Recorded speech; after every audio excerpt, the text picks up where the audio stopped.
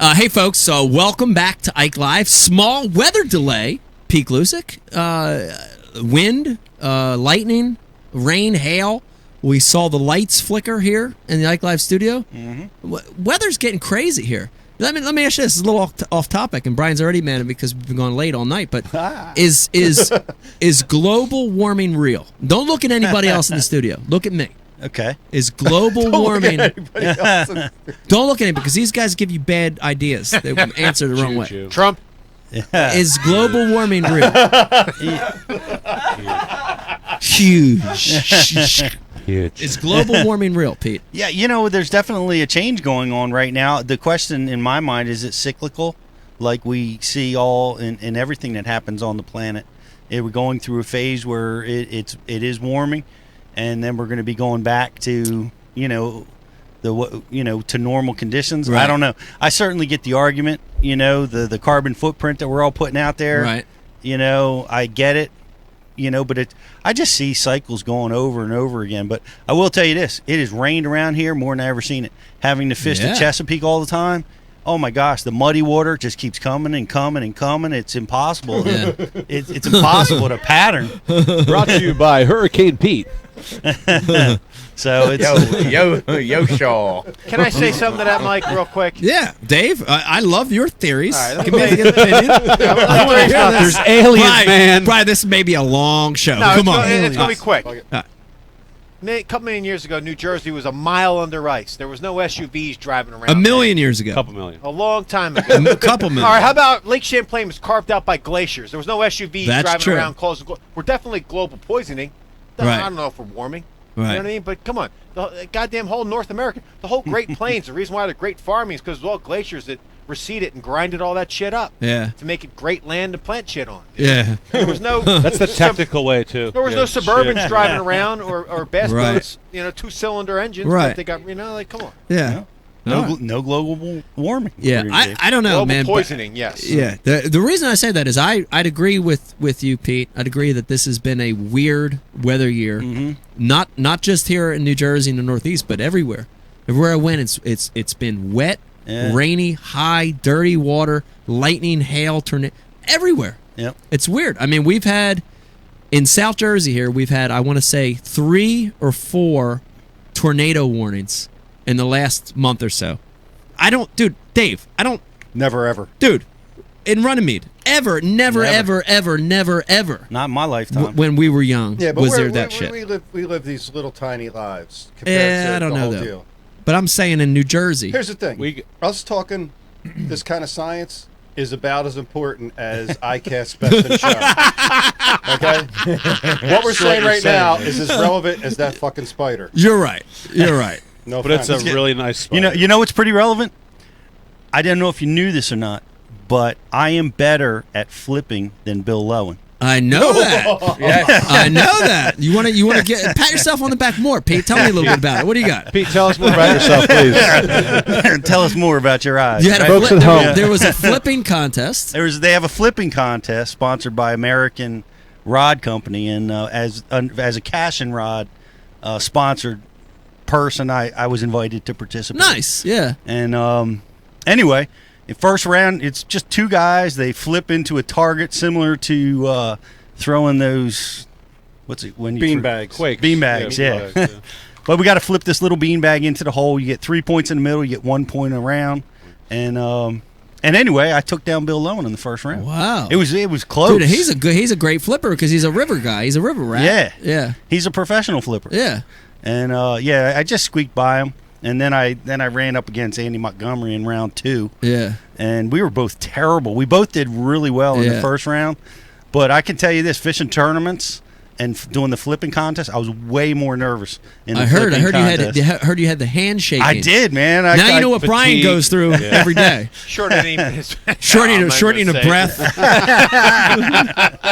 Early signs. But it was fun contest, man. But Can't hear you, Brian. Yeah. the guy that won it, because I pitched, and most everybody pitched. Yeah. But the guy that won it was able to measure at the line. Who won it? BT? Timmy Fitzgerald. Timmy Fitzgerald. Fitzgerald. Fitzgerald That's Rods. right. Trevor Fitzgerald. Trevor. Anyway, he measured out the line, and with his wingspan and the rod that he was using, he was able to just get that 3-pointer by flipping. actually flipping. Wow. And he would get more casts in, and that was the key. He probably got 5 to 10 more casts Right, in. so he didn't have to whoever grab the can beat bait. him. He didn't have to grab the bait every time. He didn't have to load it up every time. Yeah. Whoop, whoop. It's the sound of the police. Whoop, whoop. It's the sound of the beast. Whoop, whoop. Come sit back. I want to tell you about it. I explained that to you. I'll tell you about it. By the way, back, Why do we bother booking? put back on the couch. Yeah, put back in as the meat. Beck, by the way, here's the best of show from iCast, the lure winner. That's the spider, arachnid. That's okay. Yeah, so that's interesting. Congratulations though on the high finish flipping. That was cool. Yeah, it was very fun. cool. I hope we get to do it next I year. hope so too. I'd like to enter that contest. But I mean, you talked about its reach. Like, was it minute bowl? I mean, how big? No, not that big, but some, but a lot of us tried to do it. And I couldn't do it. I couldn't hit the target flipping. I had to pitch. So was it big? You mentioned the reach, so it had to be substantial for you to mention it, right? Yeah, I mean, Big Well, guy. dude, he if didn't look like his knuckles were dragging. To be honest with you, he didn't look that tall. If you- Why but- is this all so Yeah, I don't think. I think that has a little to do with it. I think if you look at some of the best flippers in the world, they've had a long reach. Andy Morgan I would say I'd love to see him in that contest. Yeah. I'd say he'd be right up there. But you look at a guy like Tommy Biffle. Oh, he'll kill him. Dude, he's phenomenal flipper and pitcher. You And know- he's little. I mean, he's not small. He's got no neck. You know. Yep. He's I mean, actually I bigger kill than he you. looks. I cut you. Tommy? I'll Yeah. cut you. No, Tommy's not that big. I'll cut But you. he's bigger than he looks. He's bigger than he looks. How but big he's not is he, that Brian? big. Give me an example. He's not a 6. Is he a 6-footer? He's close to 6 foot, but the way he stands, That's a he looks big like he's guy. 5'8" or 6 or 7. Yeah. It's Is it probably the lack shape? of neck. It's a lack of neck. Yeah. Yeah. Well, you know who was the best flipper of the night? Didn't win, but Brent Chapman Really? scored unbelievable score. Wow. Just pegged the bullseye. I don't know how many times he scored over 40 Wow. points in It's- his round. Dude, it's got to have. I know Brent, and it's got to have something to do with that Ike rod he's using. Maybe so. For sure. So Has now, to have something to do you with know that Ike what? rod You and talk reel about he's using. techniques we invented. Top rod. After every meeting, what did we have a competition? We did. in? We did. Every meeting, we had our meetings at the Runnymede VFW. Shout out to Runnymede VFW. It's now the Runnymede Democrat Club. It's Or the Democrat Club now. Yeah, until yeah, we yeah, get kicked out of there for Yeah. not paying. Shout out to Democrat Club. Shout out to Runnymede VFW. Shout out to Tom's mom. Thank you for being my friend's mom.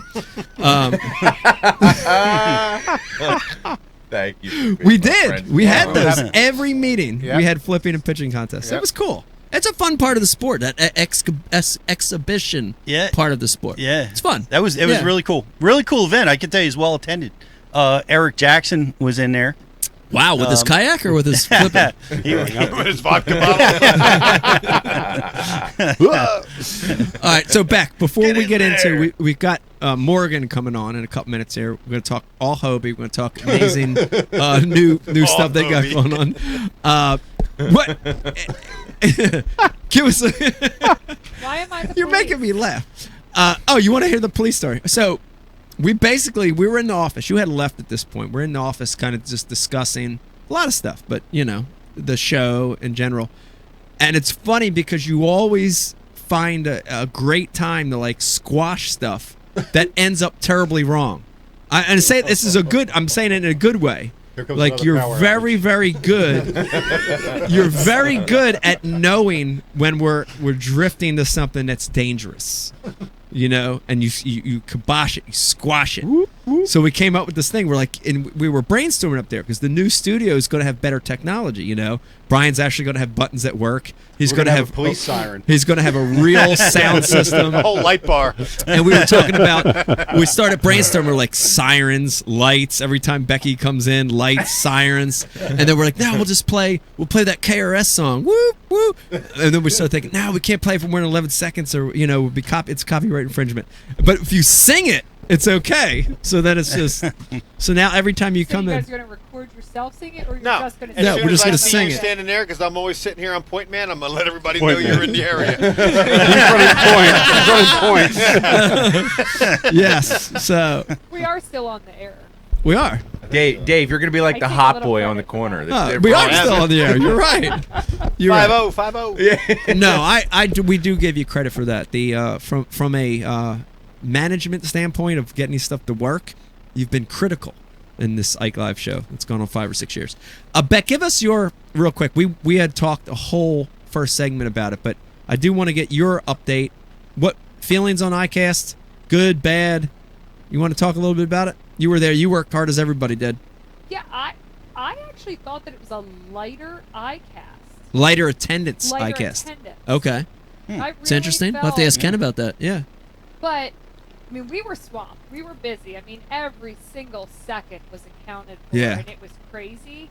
But in those few times that we got to walk around, I just felt like it was a little bit lighter than it had been in past years. And I don't think, like, excessively. I just felt like a little bit. I think that it's very interesting. So I've attended these for, 10 years now? What it was 10 years ago to what it is now. So back in the day, I don't know if you guys talk about this, am I repeating? No. So like very much back in the day, this was a buyer's show. And it was every buyer from all over the country. I mean, we're talking about like just little mom pops, we're talking, Walmart, Taco Warehouse. It was so the buyer's show. And the pros and everyone were just kind of like this bonus to have in your booth. And so you partied all night. And then you'd kind of show up at the show whenever you got there. And if you were hungover and you were 3 hours late, I know something just crackled in my thing. You're good. It was potato chips. If you showed up like 3 hours late, the sponsors were like, oh! Yeah. Like nobody cared. You're It right. was like so chill with the pros. As long as someone was in the booth to sell the product, like Didn't nobody matter. really cared. It was very laid back. And there was this slow transition where fewer and fewer buyers are coming to iCast now because they've already bought the stuff in. Yeah. They've seen the new products before the rest of the world has seen the new products. Tackle Warehouse already had that stuff on pre-order They had it. to show up on the website the day that iCast started. You know what I mean? Like, so the industry shifted a little bit, and now it's really this media show. It's everyone's there to interview. They're getting their videos. They're getting their content. Every pro is so scheduled with each sponsor, like to the minute, at these booths to make sure that Tackle Warehouse gets here at 10:20. Yeah. Wired to Fish is here at 10:30. So you know what I mean. So it's changed. It's changed a lot. very much changed. Yeah. Yeah. And And it's an interesting shift, and it's very serious, and it's very exhausting. You can't show up late, because if you're like 5 minutes late to a booth, sponsors are mad because they know they had you for that hour. that window. Yeah, You and they know? had booked media to be there or photos or whatever, so it throws Yeah. everything off. Were you Yeah. on time for everything? Everything except the first morning when we took damn cab 15 minutes to the place we could have walked to. I was on time for everything. Thanks to the disguises, by the way.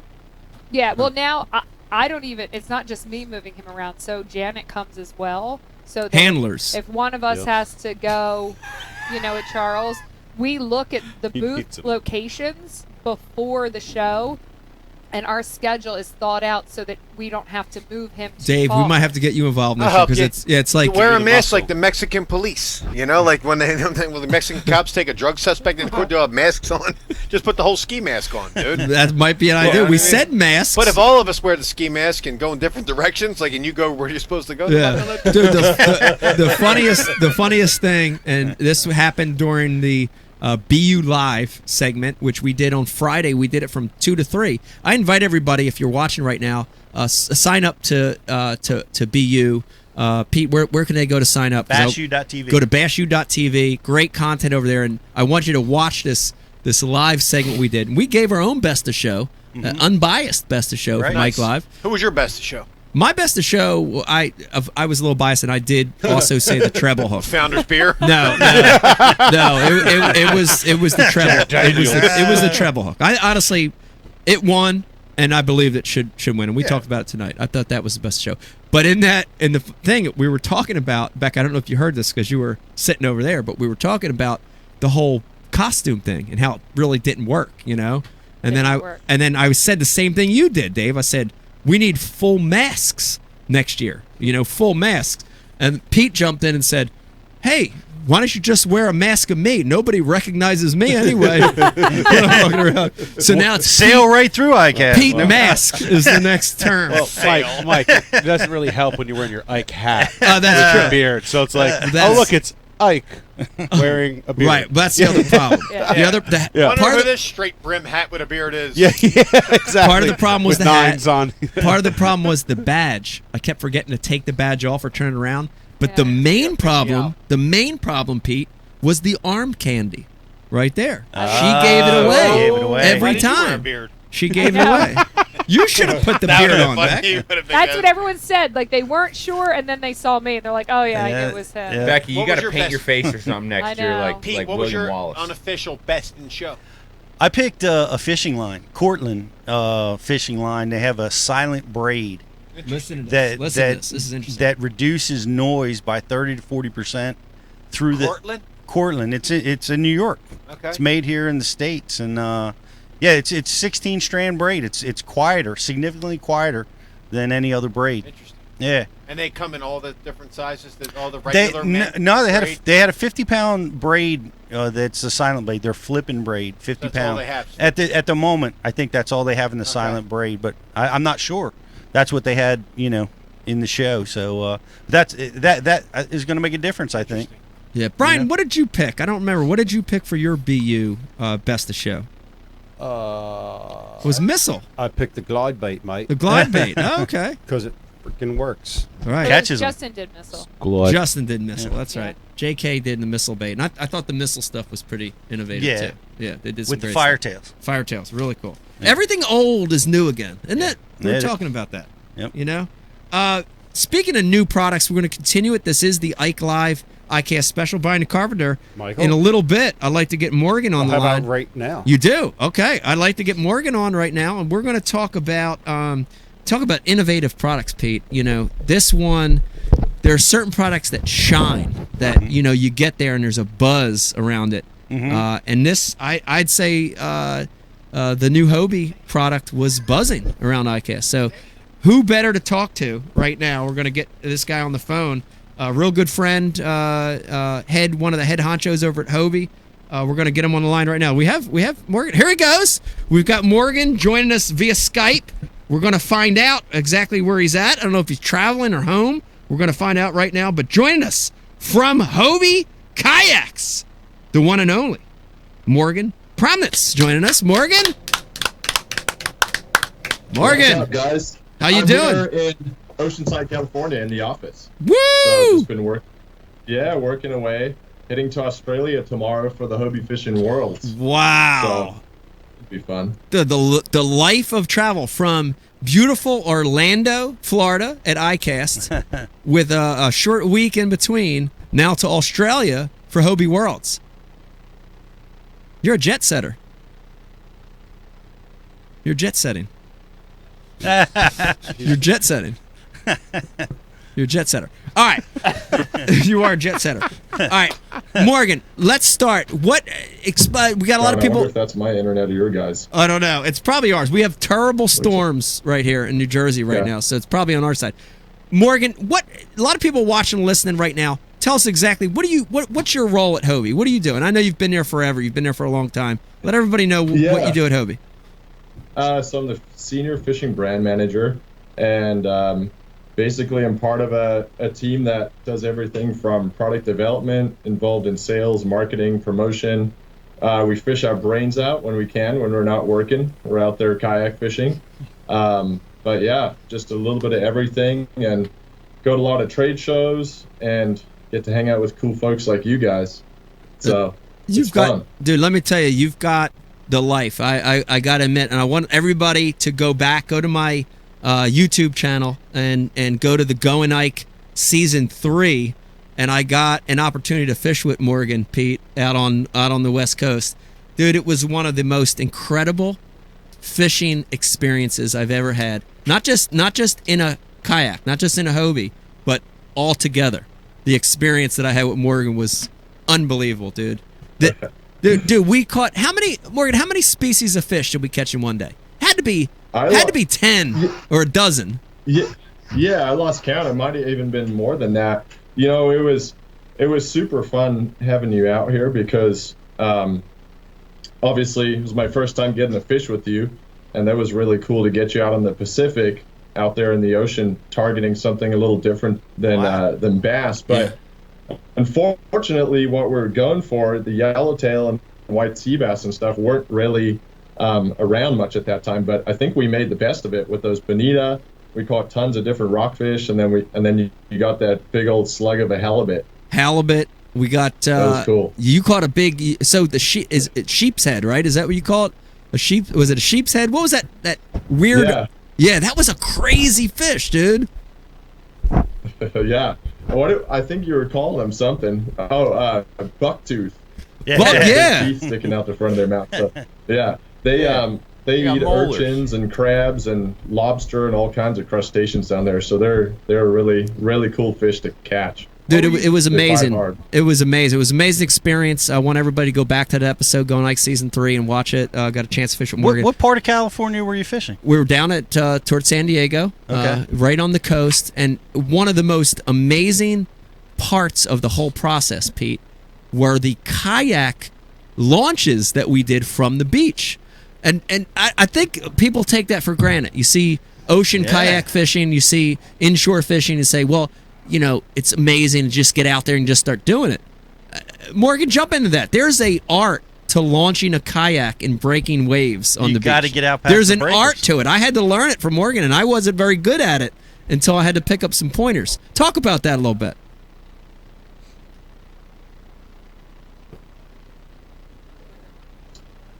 Oh, man. Well, we got you. You're good. Go ahead. We got you again.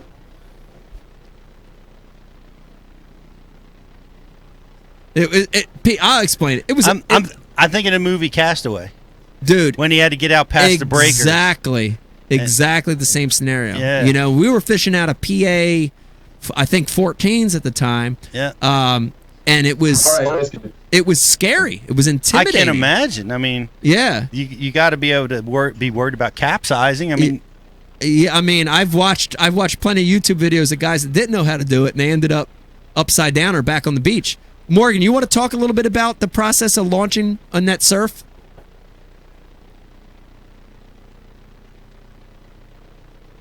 Brian, you want to try Morgan again?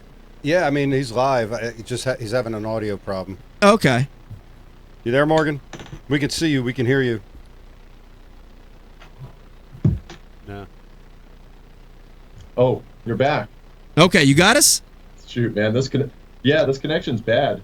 I wonder if I should try reconnecting. Let's through do my that. phone Let's or something. let's reconnect, Brian, and we can talk a little bit. Yeah. We're going to try one more time. what Dude, do you do? Do you like steer perpendicular? Do you quarter them like we do in our bass boats?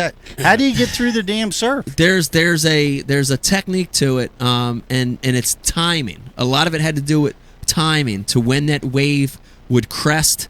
Yeah. And the first day that we tried it, Beck, I think I called you like on the phone that night, and I'm like, dude, I was actually sort of scared a little. You know what I mean? Yeah. Like it was a scary thing. But wave timing was key, and then also pushing out when you're not in the kayak, and that was key. Like, you know, my first instinct was to get in and start pedaling out, but I spent as much time as I could in the water, sort of waiting till I got to the right area, out a little, trying to get away from those hard breakers. Yeah. And then I actually got in the kayak almost halfway into the process of pushing Right. out. So it was timing, it was that, and it was hitting them dead on. The most critical thing was, you know, as you're pushing out, you never wanted to quarter left or right, and you certainly never wanted to get sideways. And I think that first day that we tried it, I pushed a little, I quartered a little, and I was like I said, I was a little intimidated. I was a little nervous because I could feel that kayak wanting to, you know, sort of do things it shouldn't. But it was an interesting experience. It wasn't something I expected. You know, it wasn't something I was ready for. I'd be honest, I've seen it a million times, and I never thought about how you get out there. Yeah, You know, the PA-14. we were in PA-14s if I remember correctly. So it's It's not easy. it's a sizable kayak. That's, You know, that's a big. That's a big kayak. it's a good size kayak. But if you make a mistake, all your gear Go on. You got Go gear. on. You got your Go on. H crate. You got 4. I only had, I think, 2 or 3 rods. Shit, Morgan had like 20 rods in the boat. He's a guy that carries more equipment in a kayak than anybody I've ever seen. So it's an intimidating thing. Morgan, now we got you back, I think. Do you want to talk a little bit about that process of launching in the beach? Because there's an art to it, man.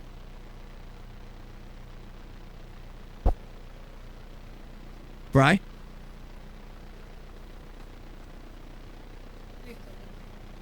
Oh. Someone pretend that This ain't working Hey, out. Jordan. I can hear Eric the intern and Dave out in the hallway. I know. Close easier. that damn door. Close that door. Okay. Dave didn't like the sandwich anymore. Is that what it was? He liked the sandwich. I don't know. Carry on. Okay. It was an interesting experience. Yeah. That launch was an interesting Well, experience. now the water off the Pacific, like I've been to San Francisco area. I mean, it's freezing. So where you were at, the water temperatures were, I guess, a lot warmer. Warmer. No, it was warm water. It was warmer water, so that wasn't an issue. And once you got out from those breakers, it was it was less intimidating. Right. But But you're bobbing around in that. you're stuff, bobbing man. around, and you got to remember the other thing is when you get out there, you start pedaling, right? You start pedaling, and you're following a lot of things that we take for granted. You're in a full size bass boat. You see birds working. Zoom. You zoom over to them. You fish. You fish till the bite dies. You zoom to the next place. But here you're pedaling.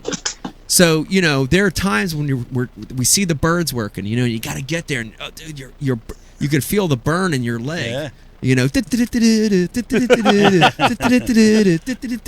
Mike complained heavily that night. My legs are so tired. Oh yeah, I was tired. I was tired, but These are the phone calls I got. Right. My Pedal- legs are pedal so the bike. tired. oh dude, I was amazed. I mean, these Morgan is so these guys that do it. Yeah. They're literally they train. Yeah.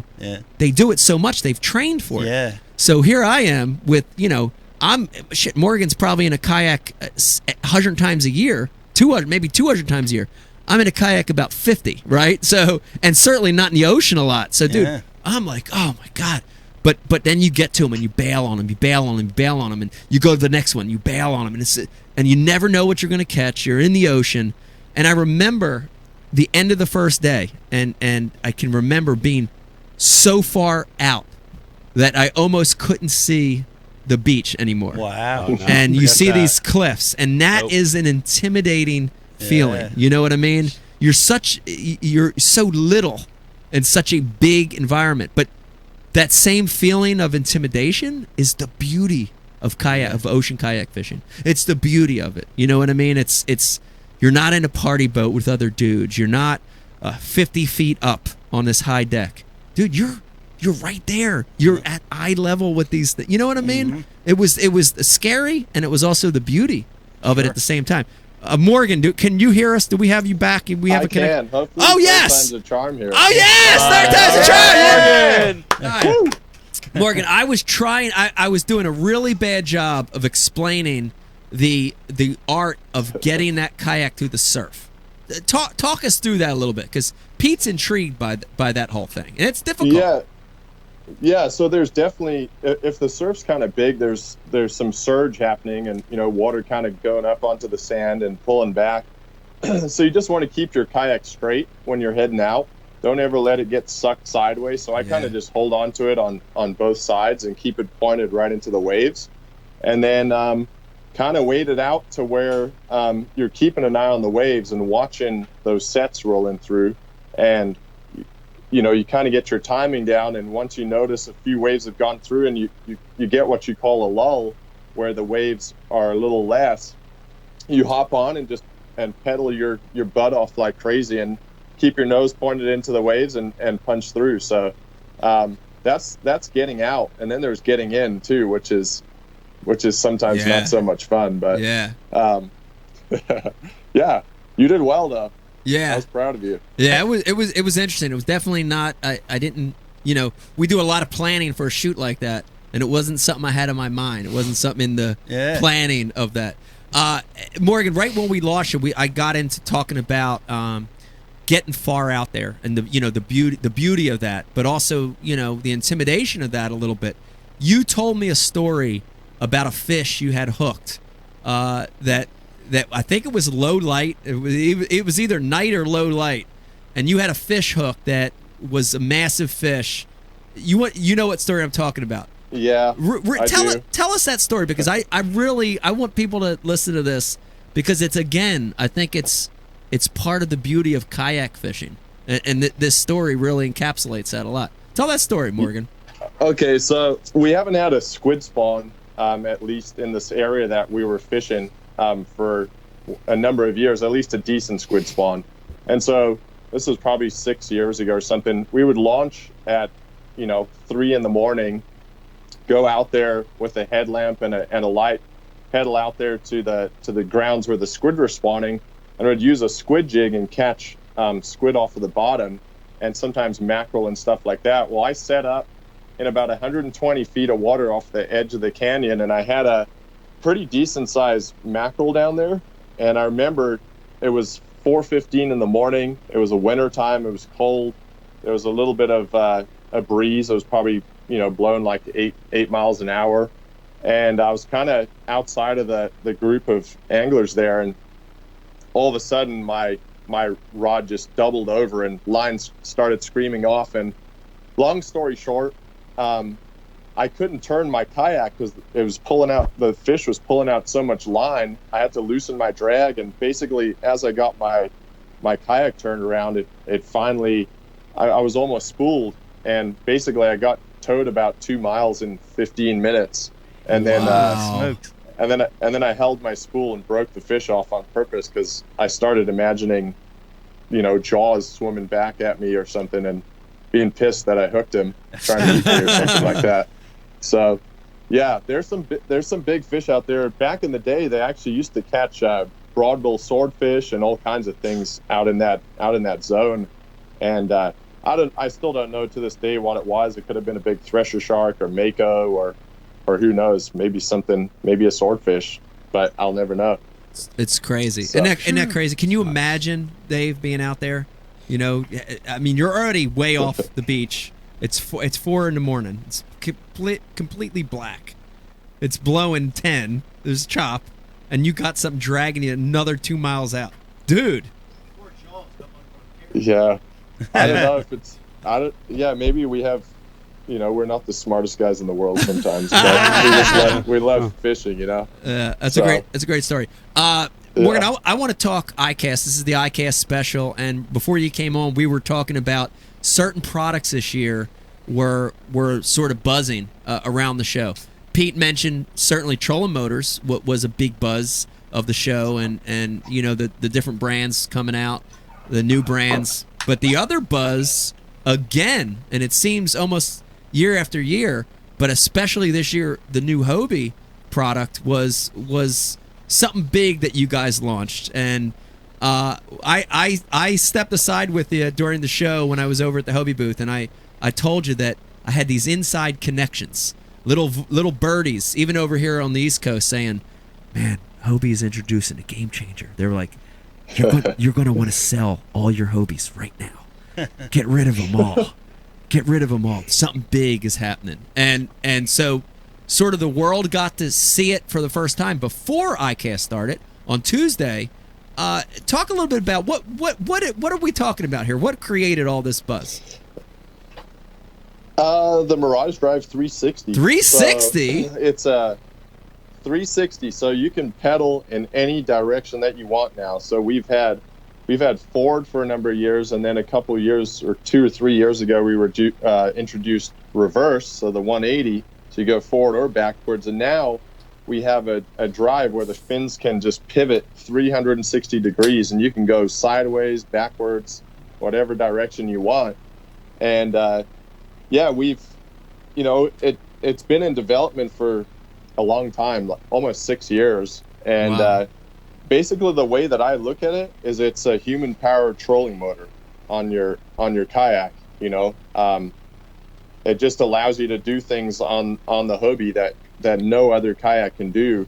We're always at the mercy of wind and current, and even with the 180 drive, you spend you get used to your kayak and you adjust and things like that. But this drive is just going to allow you to spend less time positioning your kayak and more time fishing and putting the lure in the right place.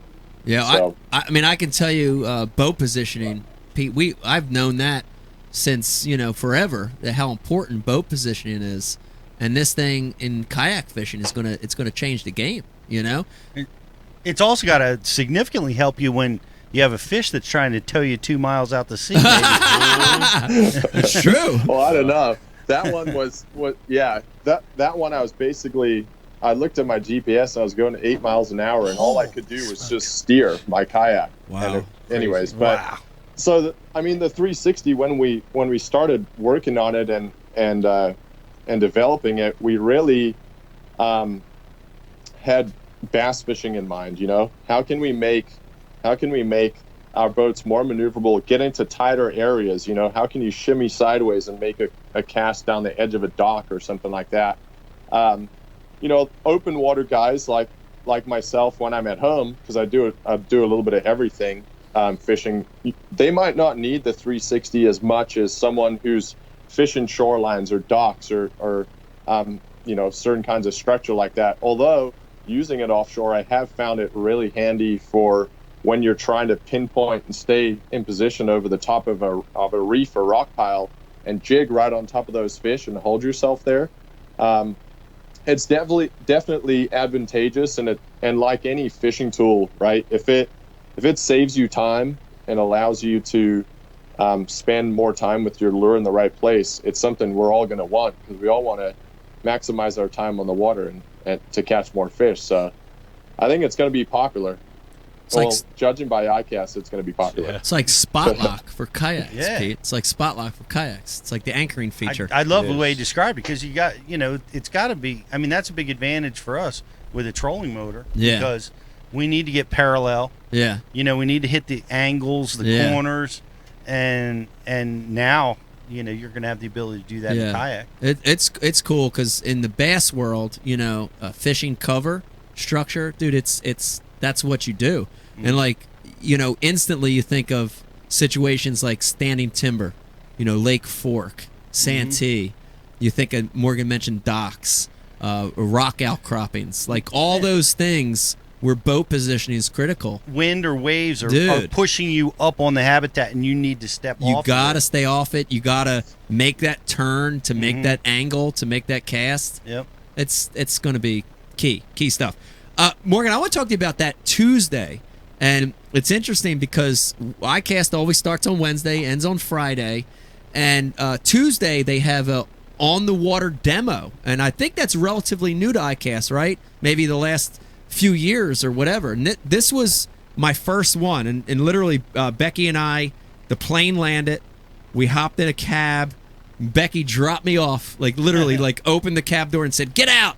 We were having a disagreement anyway, so she kicked me out of the cab, and we really did. And I went straight over to Lawrence. Lawrence had booked me to be there, but before I went there, I was kind of looking around, and you had everything from missile baits, lure vendors, to rod and reels that were doing casting demos, kayaks, skiffs, the trolling motor, and all this stuff. But literally, I sat there and watched. And Morgan, I don't know if you got to see this, but I watched the entire place. So imagine about, let's say, 1,000 people, 20 booths, media, cameras, the entire place looking at the trolling motor booth and the Hobie booth. And that was it. And it was like this entire pond where all eyes were on you two guys. And dude, what an amazing thing to show it on the water, right? Brian, we mentioned best of show at iCast. It's hard to imagine what something does with it just sitting there, right? Talk a little bit about that, Morgan, because that's got to be an amazing thing to be able to show people actually on the water what it does. Yeah, for sure. It was a new approach to us, because it was our first year doing the demo, and yeah, it's definitely when you're confident enough to bring a product to iCast and put it in the water and just let everyone go out there and try it and use it. Number one, you've got to be confident in what you're putting on the water, right? You don't want things breaking or anything like that. And number two, for people to get that hands-on experience, I thought it was really a different opportunity for them to really understand the product and how they could use it. Because when we were talking about this concept and coming up with it, and our designer and engineer Phil came up with the first prototype, I kind of was like, oh, I'm not really sure about this, man. And I took it out fishing, and within about 2 minutes of using it, I was like, oh, I get it now. You know, there's an advantage or two to this. And so it was nice. It was really funny you mentioned that too. The demo started at 10 and it ended at 2.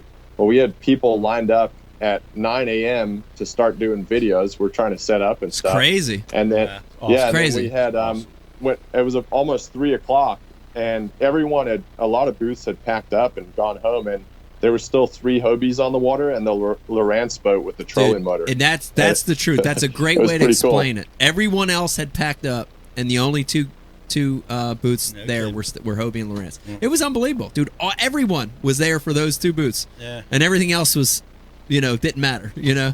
Somebody would try to make a cast every once in a while, but then they'd look over and be like, "Ooh, what's that? I gotta go try that. I gotta go try that out." It's crazy. Morgan, talk a little bit about more. I want to talk more about the general kayak movement that we're seeing at iCast, and Pete, chime in on this. Becky too, chime in on this, dude. iCast the last, what would you say, 5 years, maybe 3 to 5 years, dude, has been dominated by kayaks. Like, it is, you walk around and everything seems less impressive than the kayaks.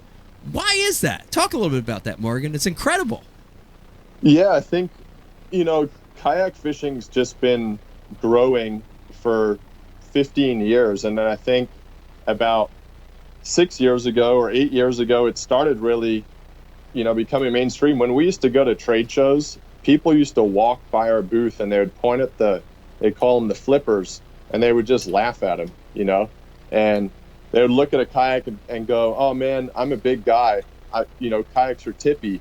And there was this mentality of kayaks are tippy, and they're silly, and they just don't work for me. And over the last few years, the industry's really embraced it, and I think they really haven't had a choice, because people are shore anglers or boat anglers.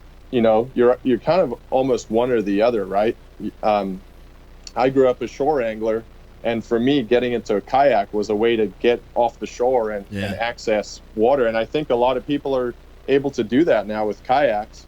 And there's tens of thousands of people kayak fishing. So I think the entire industry's going, well, wait a minute. All these dudes are spending money on rods and reels and lures. And guess what? We got more money to spend on that stuff too a lot of the time. So we're here to stay, and we spend some money, so better pay attention to us. I like it. Now I want to we got 2 kayak guys on our casting couch tonight, and I want to hear from both of you. Dave, talk a little bit about it from the perspective of you fished from the bank, you fished from a John boat, you got the giant full-size bass boat, and then you got burnt out on it. You got burnt out on a lot of things with big boat problems, big tournament problems. You got away from it. You sold everything. You basically said, fuck this. I don't want to do this shit anymore.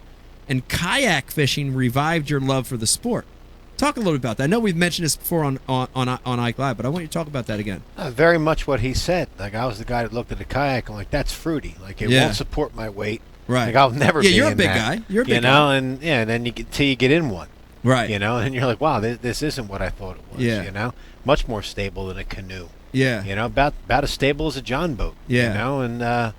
It's a much easier and less impactful way economically to go fish. And it definitely changed things. It got me back into it. Got you back into the sport. Sure. Charles, talk about you're a kayak guy first, almost. Talk a little bit about that, because there are people watching and listening right now that haven't experienced it. Why should people watching this right now get a kayak, get a Hobie kayak? For me, the biggest thing was access. Yeah. It was access. Number one, not only to to get on the water in different places, but to be able to afford to be able to get out there and not feel like I had to, I was bogged down with a boat that I might not have been able to use. But I mean, it's no different than a bass boat now. Right. It's a bass boat with a pedal drive. Right. That's what it is. I mean, we fish. I fish a lot of the big tournaments now. I mean, the national championship. There's $100,000 on the line. Yeah. That's a big chunk of change to be fishing out of a plastic boat. But it's the access, it's the cost associated with it. You don't have a garage. You don't have a place to store a kayak. I mean, you can put a tarp on some of these things and flip them over and just be done with it. Yeah. But I was a sit on top paddle kayak guy before I became a Hobie guy. And when I started looking into it, it was, all right, I need comfort. I need more space. I need stability. And for me, it checked them all off the list. Right. And also, I didn't have a paddle in my hand. Hands free. I didn't have a paddle in my hand. And then it's like, all right, go with it. And Morgan, you didn't touch on like one of the coolest things with the drive is the breakaway fins. Yeah, exactly. I was going to mention that. So I heard Mike talking about, fishing all different kinds of structure and stuff. And one of the things was submerged, stumps and things like that. And with this thing, you can literally just plow through stump fields and rocks and reefs and things like that. Because basically, the fins, when they impact an object, they retract out of the way. And as you start pedaling again, they get pushed right back into position and kind of reset. So it's just those two features. Some people are going to be more stoked on the 360 stuff, and then other people are going to be more stoked on the kick-up feature because they're fishing dirty water or river with a bunch of stuff, and they keep on damaging prop drives or mirage drives with fins and just get tired of having to straighten them back out. So this will be a big game changer for sure for the 360, and it's awesome. I can't believe that our engineering team pulled it off, because when we were talking about it, it's kind of one of those things where you talk about a cell phone 20 years ago, and it's just hard to imagine, and now it's here, so it's really cool. That's awesome. Now I want to just jump back to a lot of Pete. We hear it from everybody from Bash U. We hear it from people at the shows about growing the sport, right? Growing the sport of fishing. And we're very conscious of it here, especially in the office with Becky and the Ike Foundation and getting kids involved. We just had a big event out on Woodbury Lake, getting new adults and business professionals that have never fished involved in the sport. They're all great ways to grow the sport. But Morgan, talk a little bit about growing the sport through kayak fishing, because I think it's really, really under talked about, which is, finally now there's a way to get people involved in the sport, to get them out on the water, to get them off the bank. That's so much easier. And I don't think kayak fishing gets a lot of credit for growing the sport, and I think it is. Talk a little bit about that. Yeah, so, I think most of our memories when we were kids, our first fish that we caught, we got taken down to the lake or the side of the river and we caught some bluegill or something like that. And yeah, that's a lot of people's first experience. And once you get that bug, no matter what kayak you get in, we don't care if it's a paddle kayak, whatever. Getting into kayak fishing is just fun. And obviously we would love you to get into a Hobie, but I think for a kid that's 10 years old or 12, 14, 16 years old, we have plenty of options to get them into it. You're not going to want to send your child out driving a boat. It's kind of a way to get them out off of the bank and onto the water with them. A lot of people in our Pro Angler 14s, their kids will sit in the back with them and fish backwards. And then once you get a little bit older, which is kind of how I got into it. My dad helped me get my first kayak when I was 14 years old. And that was something we could go out and do together.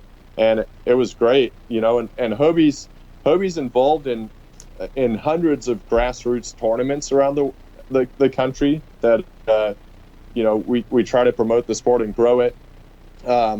we also have our own Hobie Bass Open series, which is a whole nother topic, kind of more of an elite level. But we're trying to create a platform for younger generations to be involved with, to get off the couch, stop playing TV games, get out in the water, and enjoy the scenery, enjoy some fishing. And I think a kayak's just a fantastic way to do it. You know, there's you can get one from every price range, from $200 up. You know, maybe it's not a Hobie, but you can always work your way towards getting a Hobie, as long as you're getting out there having fun.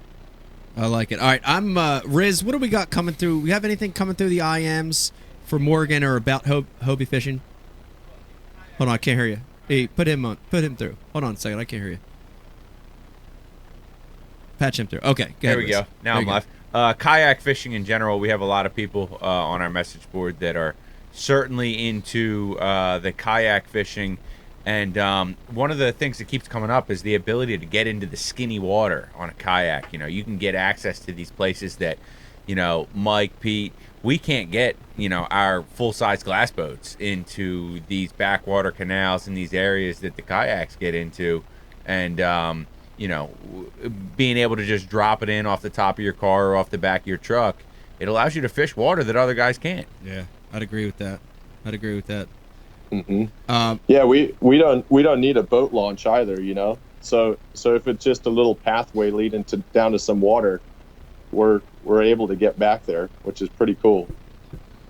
How much does it cost in a kayak to get your power head changed, or redo your electronics? Nothing. Yeah, that's another beautiful thing. A lot cheaper. It's nothing. You get home and you scrub off the dirt and the slime, and you just get it ready for next time. Or you don't. So there's very little maintenance with them too. You know, it's that's the beauty of it. It's simple, and you can go for a couple hours before or after work, or go spend all day on the water if you want. Nice. Make it as complicated as you want. You Morgan, know? what's been your? We have a question from Dill on the message board. Dill! He wants to know what your closest interaction has been with a shark, fishing off the coast of California. Ooh, Dill. Well, I had one time I had some squid defrosting in the back of my kayak, and I was fishing inside the kelp for some white sea bass, and I was kind of fishing this hole, and I saw this head poke through that was pretty wide, and my heart stopped because I thought it was the world record white sea bass. And oh, hold on, someone's trying to call me here. Hit the button on so him. it poked its head through, and then I realized it was a shark, and it started figure evading around my kayak because it was just completely enthralled and just going nuts for this squid scent. And he stuck his head out of the water and he rolled his eyes back and started chomping away and kind of heading towards my kayak. And I had a 7-foot rod that I was using, so I took the rod and I whipped him on top of the head. It was like probably an 8'7" gill, so I wasn't really worried about anything. And as he got closer, I kept on whacking him, and he got close enough to where I had to use the butt of my rod, and I actually hit him on the head, and he finally went off. And I left the area and pedaled another 100 yards, and he came back later. So anyways, that was a close encounter. That's scary. Jeez. That doesn't turn me on. No, It doesn't make me want to go out there. There's a video turtle one time, and I was like, yeah, there's a video you can there's a video on YouTube you could dial up now. There's a guy that had a double paddle that had to beat off a hammerhead for like a long time. It was just constantly charging me, bop, bop, bop them, and you hear it like bopping them. Dude, you hear it on the camera. I've never had anything like that in my kayak. I had a white swan right here on the lake chase me, and I was scared. Hey, they're pretty nasty. Dude, they're nasty. I had a swan chase me. Yo, I got into it with a beaver one time, duck hunting. Did you? Wait, a beaver? Yeah, beaver. Wow. I'd be more scared of a swan, to be honest. Nah, give me the swan any day of the week over your goddamn shark. What's the swan going to give you? A Band-Aid bite? A Band-Aid good honking, bro. All right, I'm also, Riz, you got more, but I'm checking the IMs too on social media. I've got one from Pedro that wants to know, Morgan, when is the new 360 going to be available for purchase? It'll be available in the fall. So we're working hard right now to really nail down a date, but obviously we're working as fast as we can to get those things made and out to dealers. But yeah, the fall is what I'm allowed to say right now until we have an exact date. Hey, Mike. Okay, yeah. Charles from New Jersey has a question. When are we getting some delivered to New Jersey? Oh, Charles from New Jersey. Oh, look at wants to that. Yeah, know. he just wants to know. Charles, you're gonna have to fight off the other people that have they're already putting Wow. deposits and stuff down on these things. Oh, So Wow. it's gonna be a while. Wait, man. I have a I'm question sorry. though. Does this drive just drop down into an existing like Hobie that It's a we good already question. have, or It's a do good we have question. to get a whole new Hobie? That's a good question. That's a really good question, Becky. So, unfortunately, we had to create an entirely new well to take this drive because it's got a big gearing system on the bottom of it, and it integrates with the gearing system in this new drive well that's connected to the steering system for the drive. So, it's a pretty complicated system. You know, it's simple but complicated to install if you're trying to retrofit it or something like that. And there's also torque on certain parts of the well that just wouldn't be right. So we offer it in the Pro Angler 12 and the Pro Angler 14, and we make it in one color. It's called Arctic Blue Camo. We're trying to keep it simple here for a bit at least. And yeah, it's so you have to buy a whole new kayak to get the 360 drive. Which one's the So- Arctic Blue camo? New Jazzy one that was in Yeah, the, it's nice. It's cool Yeah. color. Very, very cool. Inspired by Game of Thrones from the White Walkers or something like that. No, I'm just kidding. But Dave, you watch every episode, don't you? You know that? I didn't see this season. Yeah. Oh. All right. We got another question came through Facebook from Booker T. Washington. Wants to know. Booker T. Booker T. wants to know. Sounds smart. He basically wants to know, Morgan, you guys have this is genius. You guys created something awesome. What's next? There's definitely stuff that's next. One cool thing about Hobie and working for this company is we're innovators, right? Maybe not me. I just kind of moan and cry and try to get everything that I want, like an only child. And then the designers and engineers really go to work and make these things a reality. So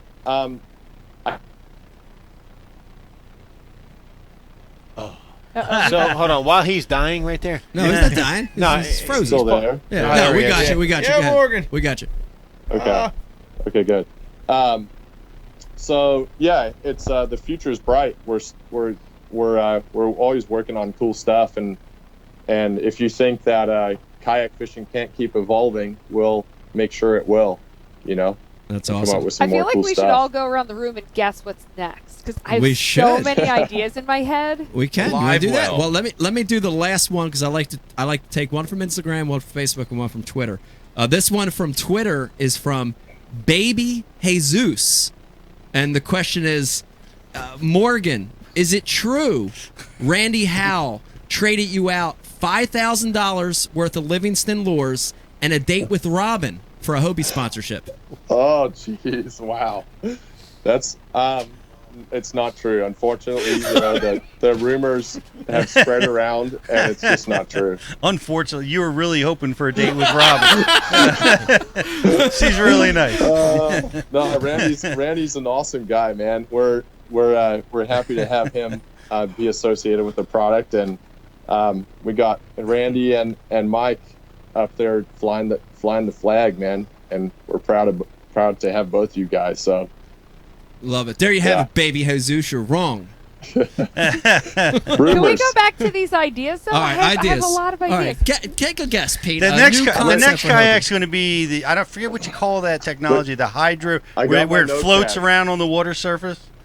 You know where they blow Jet drive. no, above the water. hovercraft. That was my idea. Hovercraft. Hover Hobie. Like in the rap Hover me. videos, they like lift up and down. No, that's like, hydraulic. That's hydraulic. Oh, like He's talking about okay. hover, like Yeah. hoverboard, like Yeah, drop Back it to while the it's Future hot. 2. Well, that'd be even Ooh. further Yeah. advanced than I was Okay. thinking about. Oh, okay. All right. All right, that's a good one. I'm I like that. great minds. All right, Say Pete, And we were both the police too. We're like wow. same page. All right, Dave Brodzik, guess on the next Hobie innovation. Guess. They'll What's next? figure out a way to make it half the weight that it is because they've already figured Half out the weight, 360 degrees. Yeah. They're gonna cut the weight. Okay. That's what I think. They're gonna substantially cut the weight. Ooh. Are we close on any of these so far, Morgan? Maybe? Yeah, I mean, as long as you guys are willing to pay for carbon fiber, we can cut the weight in half pretty quick. Wow. He didn't say anything about the hover. No, he didn't say anything about the weight. Is No. We're way too far advanced, Pete. Next year. Next year. Charles, any guesses on what's next for Hobie? I'd love to see a redesigned Pro Angler. That'd be kind of cool. Ooh. Like a sleeker, right? You know. Ooh, You're picking up what I'm putting down, right? I'm picking it up.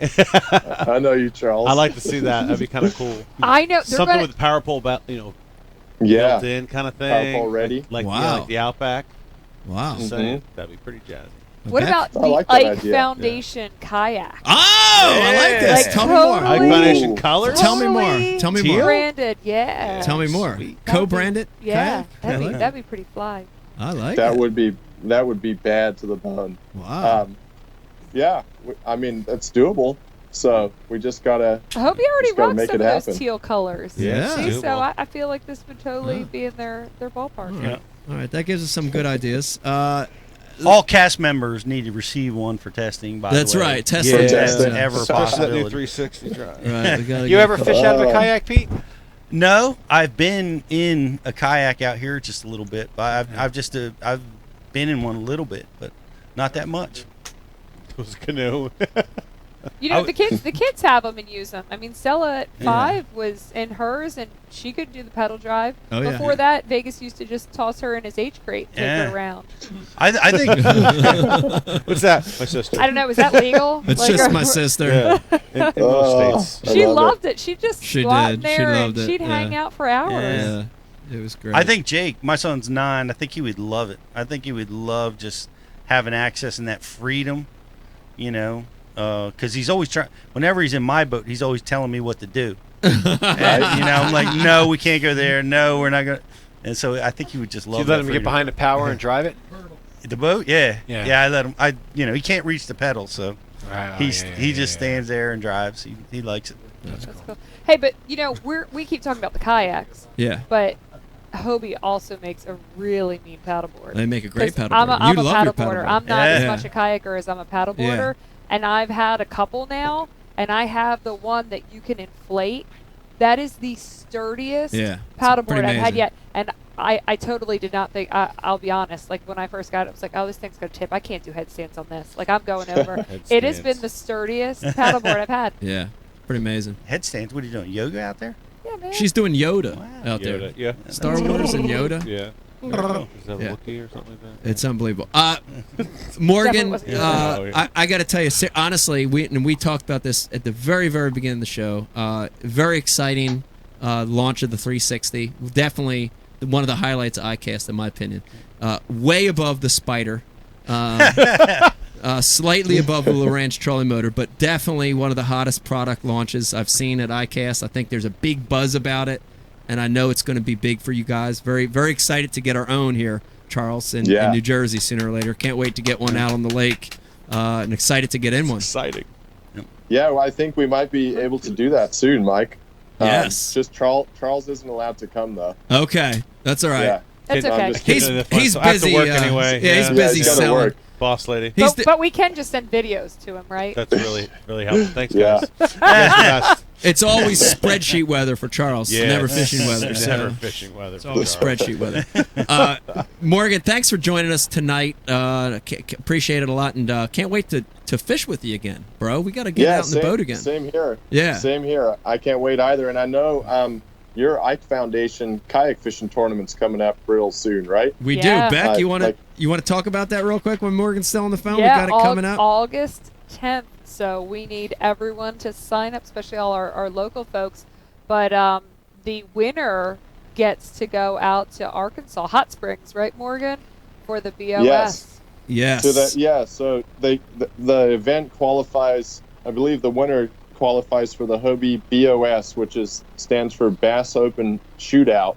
And we've actually had it. It's our first year running this event series, and the Tournament of Champions is going to be in Arkansas.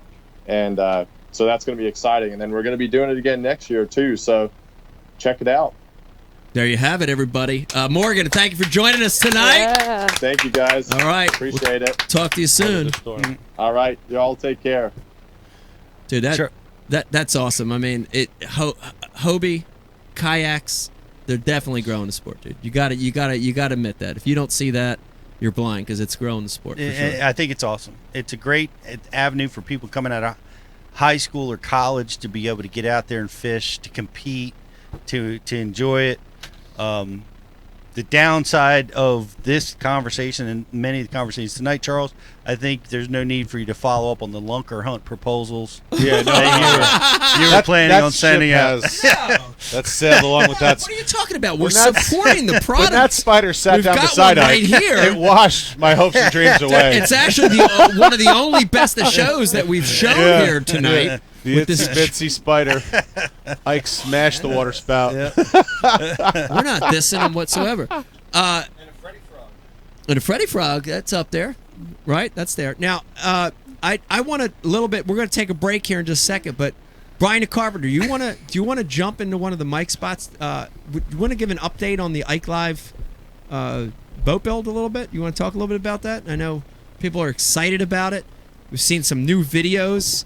I don't know if we want to pull one up here or not and show an image or a video of where the Ike Live boat build stands. A lot of excitement behind this. Did you say boat? Boat build. Boat? Yeah. Ike Live boat build. Dude, it's coming together. Tiny boat, true tiny boat. Yeah, 16-footer. Yeah. Me and E just cranked out episode number 4, the edit on that, and that uploaded yesterday.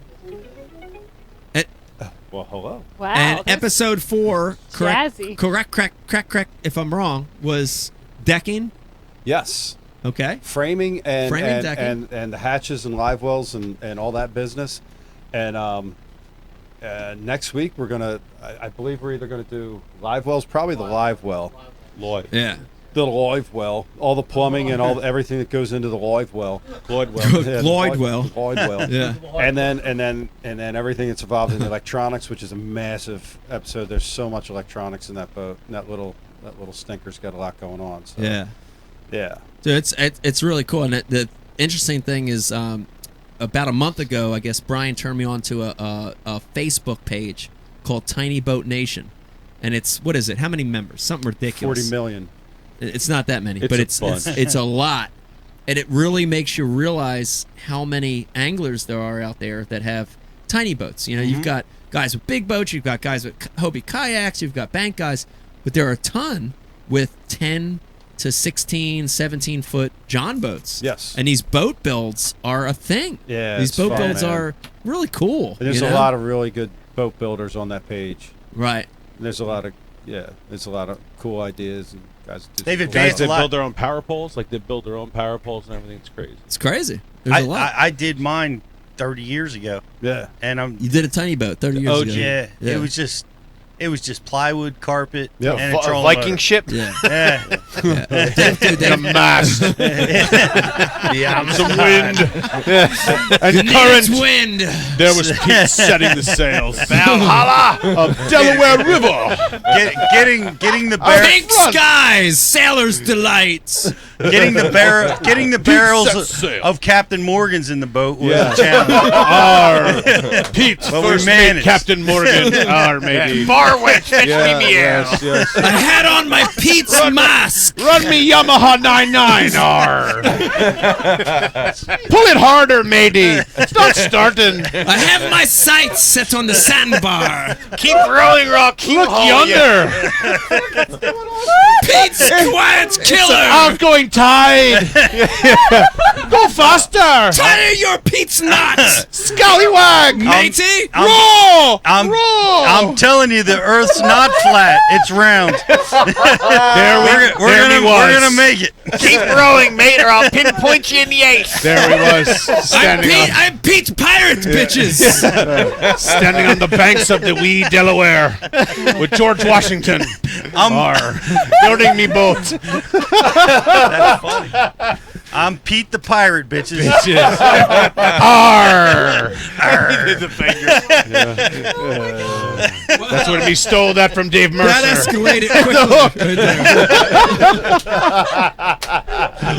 Yeah. Back in my day, we used to build boats out of plywood. I mean, yo, This new fandangled broad feller, he uses aluminum. Damn, man. Yep. like Pete's boat Happy. build. Like after Pete put in like the oar sockets, it's done. Like if you're I'm done.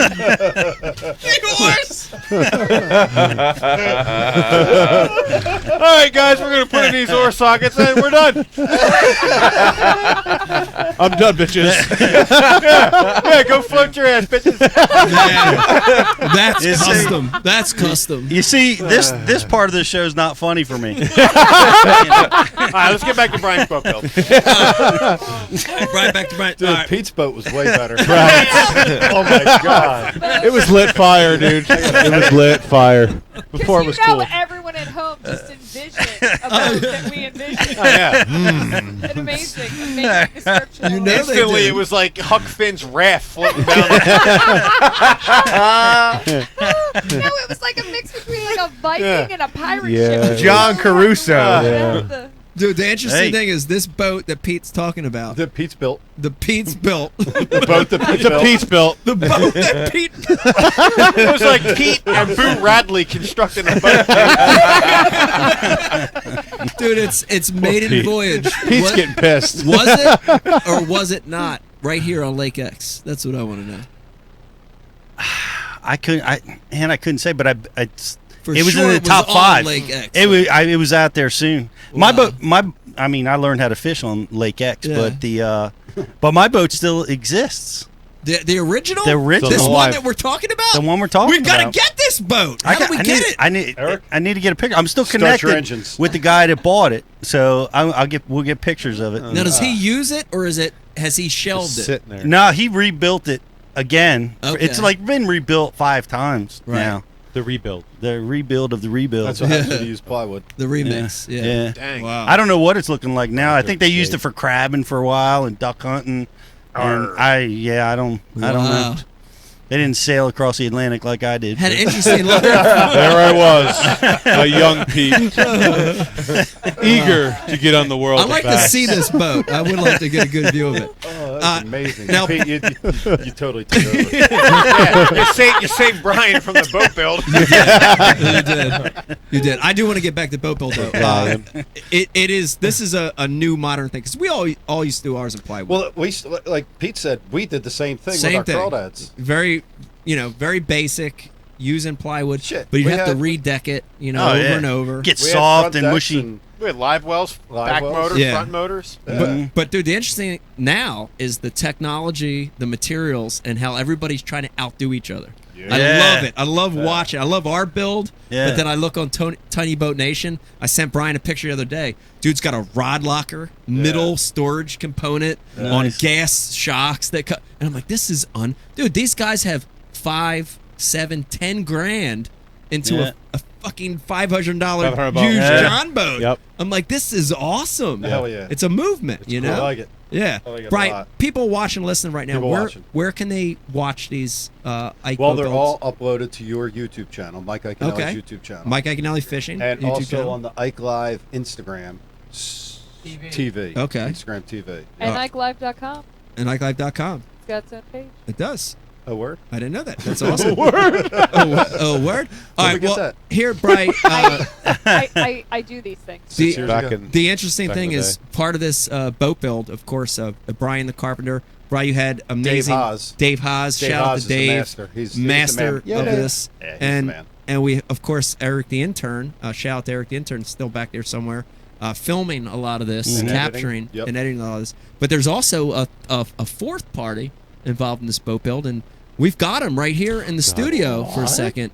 And I don't know if you remember from a few shows ago, but Brian's Torpedo, very Yes. instrumental in a lot of the build. Brian's Torpedo, talk to me a little bit. How you doing tonight, Brian's Torpedo?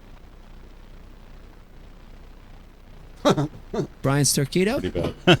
Oh, Brian's Torpedo, are you there? A lot of storms tonight, so the connection The breaker's off. the connection's a little bad tonight. Brian's Torpedo. Brian's Things Torpedo. have gotten worse. Sometimes I wish I was just buried under the rubble in the garage, along with the Minn Kota and motor guide corpses. Wow, it's amazing. I mean, that's testament to the work, though, that goes into this boat. I want to stress, Brian Turquito, I want to stress that, dude, this is a lot of work, Pete. This isn't easy. When you sometimes want to bury yourself under rubble, you can imagine the immense amount of pressure. But that, yes, Brian's Turquito, it's always darkest just before the dawn. Right. Yeah, no, I mean, I don't know. I've seen the pictures on Instagram. The garage is pretty full. Yeah, it's full. There's a lot of stuff in there. Yeah, man. It's heavy. Brian Turquito, tell us a little bit more about your experience, especially the last few weeks, because I know it's been a struggle. Brian Turquito. It's just a bruise that I got falling down the steps. I swear he had nothing to do with it. Please. I don't get it. Well, It's a battered Turquito. I mean, there's. Hey, listen. We all get bruises. I've got a bruise right now. We're all bruised and battered in our own way, Pete. Whether it's physically, internally, you know, life in essence is a lot of bruising and battering. It's getting through that to the next level. You don't think Brian's Turquito was assaulted? I know, he may have been. I mean, there may have been an assault here. I don't know. It's borderline. I just don't know. But sounded like we might have to call the authorities. We might have to call the authorities. But here's the thing. Again, life is tough. Life's stressful. Brian Turquito, tell us more about what's been happening lately. It gets worse, Mike. The other day, Brian, with one quick twitch of his wrist, tried the Dakota lithium battery boys. Swoop. So I can't do it too much. Hey, Dave, you got to turn that up, man. Literally, we're the only people that can hear that. The bit's a complete flop. That's as loud as it gets, dude. That's a really good thing, actually. Oh my God! I'm so sorry to everyone out there who can't hear it. It's so funny. All right, so Brian Turquito. I suspect Brian may have had his finger on the audio button on that one. He may have. I don't know, but again, you know, stuff happens and you get through it, and that situation could have been a lot worse. Yeah. And Brian Turquito, we want to let you go because we know you're coming through the spiritual world, and sometimes it's what? Sometimes there's a rough connection.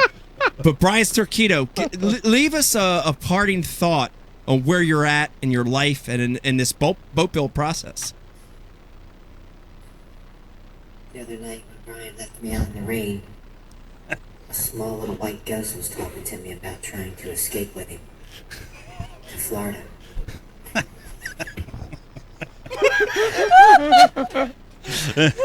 I feel like I'm on the outside of this inside joke. I laugh at everything. Well, there you have it, Pete. You know, Brian Turquito, he sometimes wants to.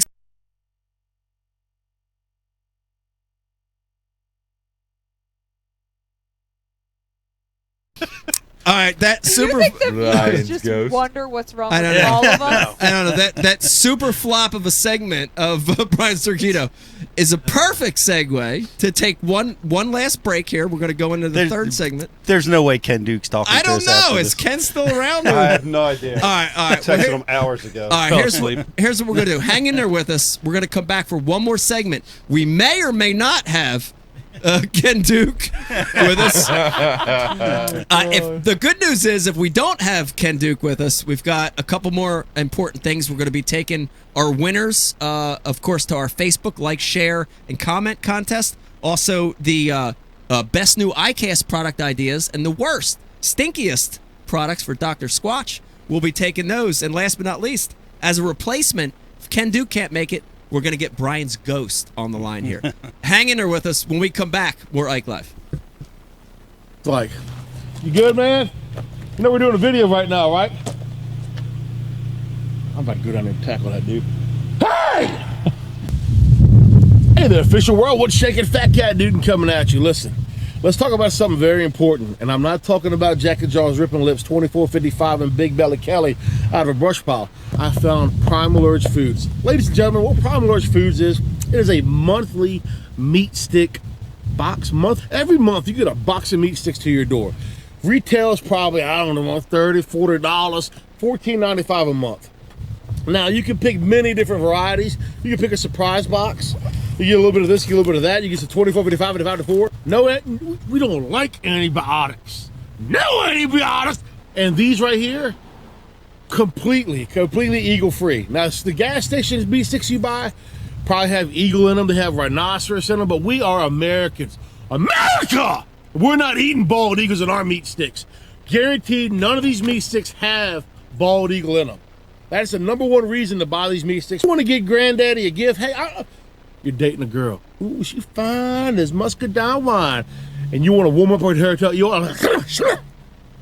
getting excited talking about women. I forget what it's. Primal Urge, $14.95 a month. Monthly meat box subscription. It could be called a bombs box of meat sticks.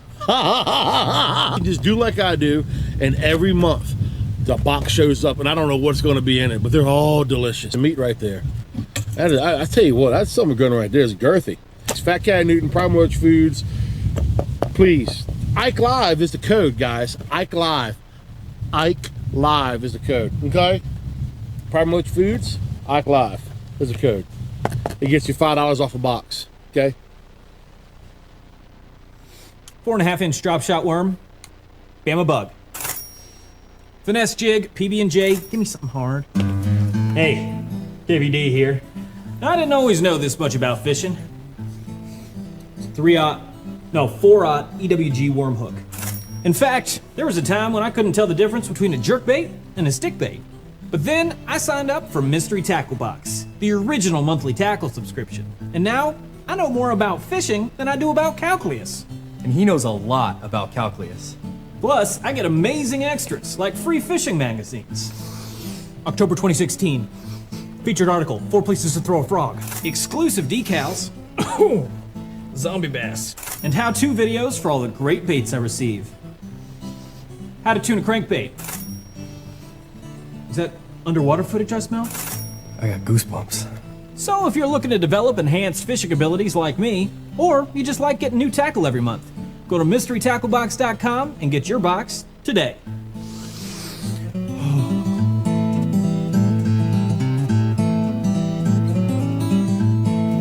Ooh, live minnows. Is it lunchtime already? Nature's candy. Oh. Is he in my pocket? Hey everybody, Mike Iconelli here. I love fishing this time of the year. It's cold, it's winter, it's snowing.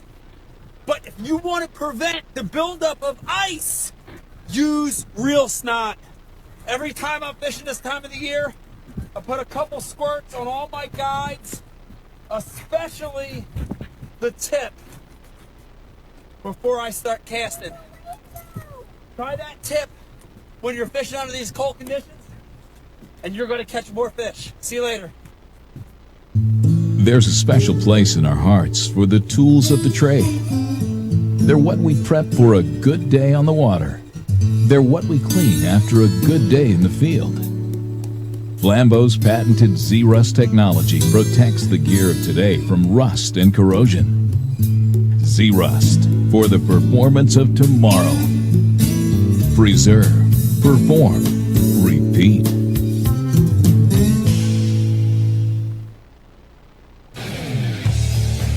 You work hard to catch your fish.